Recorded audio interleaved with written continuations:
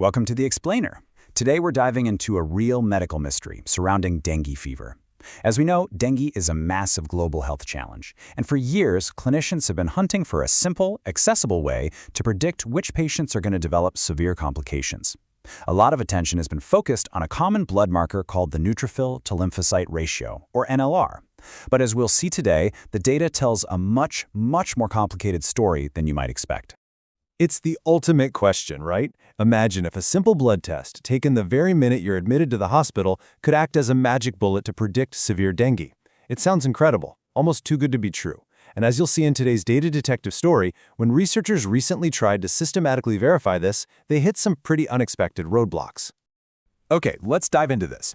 Here's our roadmap. We'll look at the search for reliable data, the lone surviving study, why timing matters most, the meta-analysis problem, and finally, narrow evidence and complex conclusions. Part 1. The search for reliable data. So when we're trying to establish hard medical facts, we have to evaluate the existing literature rigorously. The researchers started this investigation by casting a really wide net, pulling in an initial pool of 23 records relevant to the NLR blood test.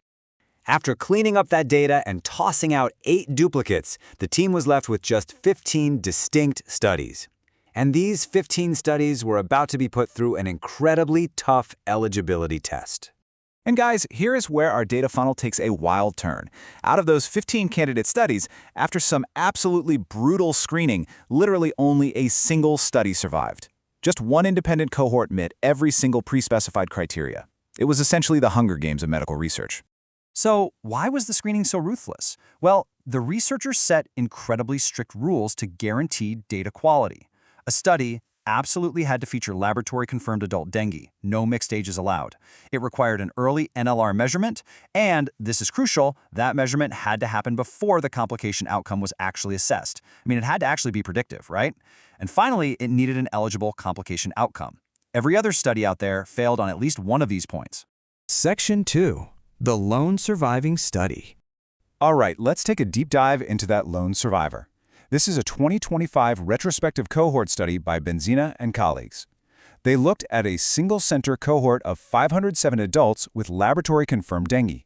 By tracking these patients, they found that 19.5%, so roughly 1 in 5, developed plasma leakage, while the remaining 80.5% did not.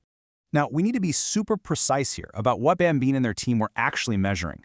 They were looking specifically at sonographically defined plasma leakage. This was a pre-specified secondary outcome, meaning it was not combined with the broader World Health Organization 2009 criteria for severe dengue, which lumps in things like shock, severe bleeding, or organ involvement.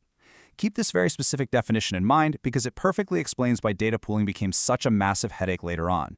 Section 3. Why timing matters most. Now, what's really interesting about this slide is the central plot twist, the timing.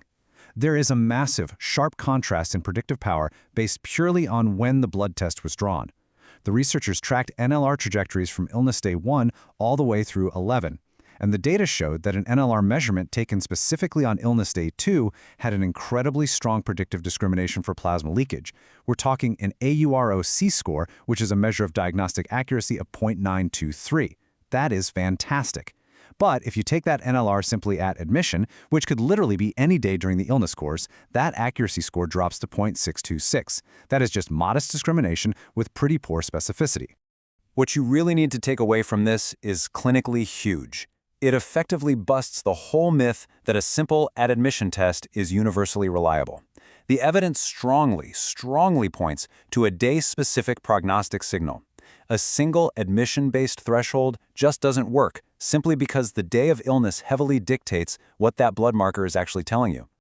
Section 4. The meta-analysis problem.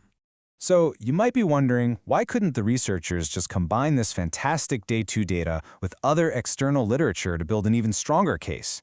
Well, the simple answer is they couldn't. No quantitative meta-analysis was performed at all. In evidence-based medicine, you can't just mash data together if the parameters don't match.